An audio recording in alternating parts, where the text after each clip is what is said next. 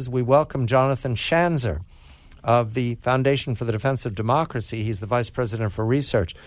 Jonathan, a very good evening to you. The President's remarks seem detached earlier this week from the facts on the ground. Does the Obama administration have a plan to take back Anbar province? Does it have a plan to, in some fashion, stop the advance of the Islamic State towards Baghdad? Good evening to you. Good evening, John. I think the answer to your question is no. Unfortunately, I think the president is beholden to his strategy that he had before the Islamic State even came into existence. And that was that we were going to get out of the old wars and prevent us from getting into new wars, that there would be no more American boots on the ground anywhere, and that we would be leading from behind. Well, fast forward to where we are now, and we have an American military that is conducting occasional raids into ISIS-held territory. The primary goal is to bomb from the air, and that will be insufficient in tackling this threat. I think we've seen that it's been insufficient over these last several months, to be sure, as ISIS has rolled over territory in both Syria and Iraq. One of the things that I think the media reports somewhat distort, the attention to the fall of Palmyra, which focuses naturally on the antiquities that are there. This is a Syrian town that was under the control of the Assad forces. Was under control, has been a major, it's a UNESCO site, it's a World Heritage Site, it's critical, and the fear is, of course, that ISIS will destroy it like they have all the other places. And we have confirmation in the last 12 hours that the Islamic State is now in complete control of the town. Right, has taken the whole place. But I think what's missing is that this is a city of 200,000 people, more than a third of whom have fled. But this is a huge development, and that ISIS today may be in control as much as fully a half of Syria. Well, that's right, and that half of Syria, they're fully in control of. While the Assad regime is not in control of half of the country, it's battling the Nusra Front and the Free Syrian Army and others as well. So that's a serious concern. The thing that I look at with Palmyra, yes, you're right that it's a major city. What I also look at is the fact that ISIS needs to continue to conquer territory in order to be able to fund itself, because it lives off of pillaging and plundering and taxing. And so when it is able to conquer Ramadi and when it is able to conquer Palmyra, it means that they are able to absorb the banks. It means that they're able to go house to house and to steal precious metals and other goods. It means that they're able to extort and derive taxes. And so this helps them finance themselves, and that is significant.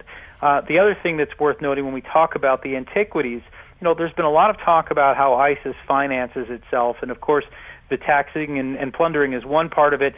Oil is another, which has gotten a lot of attention. But something that hasn't probably gotten enough attention is the illicit antiquities trade.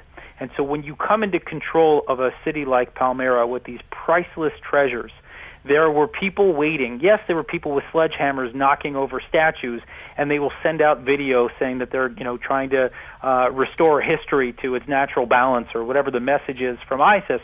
But there are also people who are waiting in the wings who are going to be sending those antiquities to places like Beirut and to Istanbul, where there will be antiquities dealers waiting and sending money back to ISIS, and they will be reaping tens of millions of dollars as a result of this conquest. The Iraqi army, Mr. Abadi was pictured greeting or being greeted by Vladimir Putin in Moscow today, seeking arms and advisors, perhaps. The Iraqi army, is it capable of rolling back the threat to Karbala, because that's what Ramadi represents now, not Tikrit threatening Samarra, but everybody look at your map. Those who served in Iraq know very well Ramadi is the straight highway into Baghdad and Karbala. The Shiites will defend Karbala.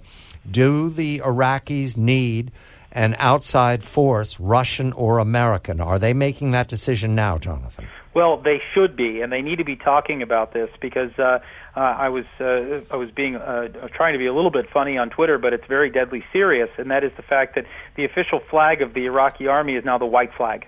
That they continue to surrender when they come under attack by the Islamic State, and I have very little confidence. I think few people do at this point who are watching this army in action. Their action is one of retreat.